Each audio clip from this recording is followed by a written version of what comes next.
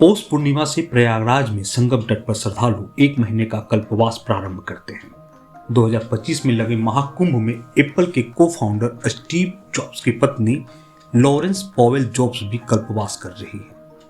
ऐसे में देश दुनिया में कल्पवास को लेकर जिज्ञासा बढ़ गई है। नमस्कार, मैं सीपी सिंह रेवई इस वीडियो में कल्पवास से संबंधित जानकारी देने का प्रयास करूंगा।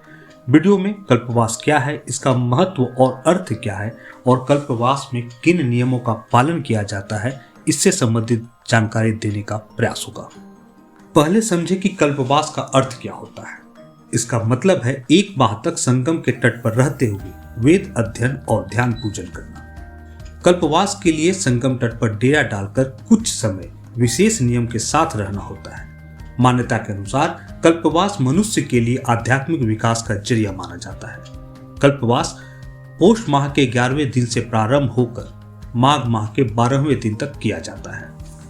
ऐसा माना जाता है कि कल्पवास का पालन करके अंतःकरण और शरीर दोनों का कायाकल्प हो सकता है।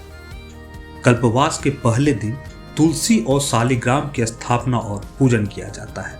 साथ ही कल्पवास करने वाला अपने रहने के स्थान पर जौ के बीज रोपता है। जब ये अवधि पूर्ण हो जाती है तो वे इस पौधों को अपने साथ ले जाते हैं, जबकि तुलसी को गंगा में प्रवाहित कर दिया जाता है। पुराणों में बताया गया है कि देवता भी मनुष्य का दुर्लभ जन्म लेकर प्रयाग में कल्पवास करें। महाभारत के एक प्रसंग में बताया गया है कि मार्कंडेय ने धर्मराज युधिष्ठिर से कहा था कि प्रयाग तीर्थ सब पापों का नाश करने वाला है और जो कोई 1 महीना इंद्रियों को वश में करके यहाँ पर स्नान, ध्यान और कल्पवास करता है, उसके लिए स्वर्ग में स्थान सुरक्षित हो जाता है। कुंभ मेले के दौरान कल्पवास का महत्व और अधिक हो जाता है। इसका जिक्र वेद और पुराण में भी मिलता है।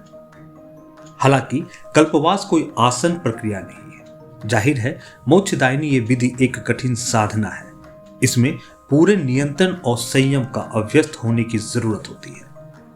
पद्म पुराण में इसका जिक्र करते हुए महर्षि दत्तात्रेय ने कल्पवास के नियमों के बारे में विस्तार से बताया है। इसके अनुसार 45 दिन तक कल्पवास करने वालों को 21 नियमों का पालन करना होता है। यह नियम है, पहला नियम है सत्यवचन, दूसरा अहिंसा, तीसरा इंद्रियों पर नियंत्रण, चौथा सभी प्राणियों पर दया भाव, 5वां ब्रह्मचर्य का पालन, 6ठा व्यसनों का त्याग, 7वां ब्रह्म मुहूर्त में जागना, 8वां नित्य 3 बार नदी में स्नान, 9वां त्रिकाल संध्या, 10वां पितरों का पिंडदान, 11वां दान, 12वां अंतर्मुखी जप, 13वां सत्संग, 14वां संकल्पित क्षेत्र के बाहर न जाना, 15वां किसी की भी निंदा नहीं करना, 16वां साधु सन्यासियों की सेवा, 17वां जप एवं संकीर्तन, 18वां एक समय का भोजन, 19वां भूमि पर सोना, 20वां अग्नि सेवन न करना और 21वां देव पूजन। इसमें से सबसे ज्यादा महत्व ब्रह्मचर्य, व्रत, उपवास, देव पूजन, सत्संग और दान का माना गया है।